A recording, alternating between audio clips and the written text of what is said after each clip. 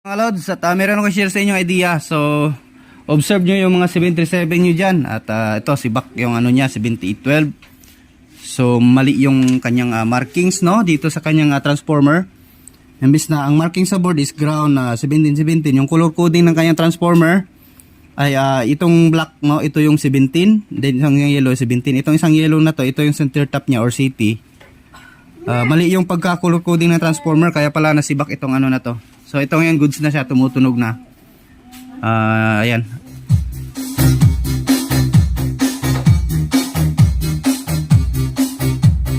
So check nyo yung transformer nyo dyan.